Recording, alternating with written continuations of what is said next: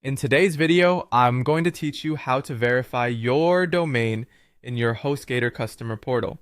This process is essential to ensure that your domain is properly set up and ready to use for your website needs. Let's walk through this together, step by step.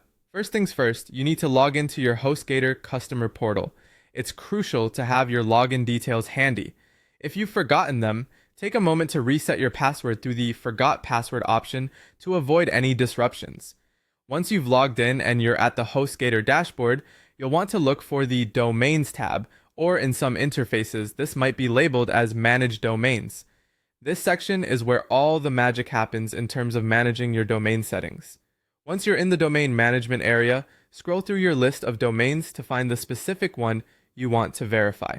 It's important to select the correct domain, especially if you're managing multiple ones, so double check your choice before proceeding. Upon selecting the domain, you'll be given a set of verification instructions.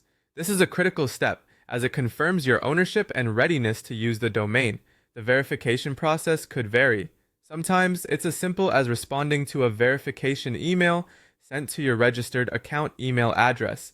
Keep an eye on your inbox and make sure to check your spam or junk folders just in case the email gets misrouted. Alternatively, HostGator may require you to add a DNS-TXT record. DNS settings might sound a bit technical, but don't worry, it's merely a task of copying a specific code that HostGator provides and pasting it in the right place within your domain's DNS settings. You'll find an interface or instructions on how to add this record directly from HostGator or through your domain's registrar site. If you're unsure about how to access or manipulate DNS settings, HostGator support is quite helpful, and there are plenty of online tutorials to guide you through this. After you've either responded to the verification email or updated your DNS settings, it's important to complete any additional prompts that HostGator provides.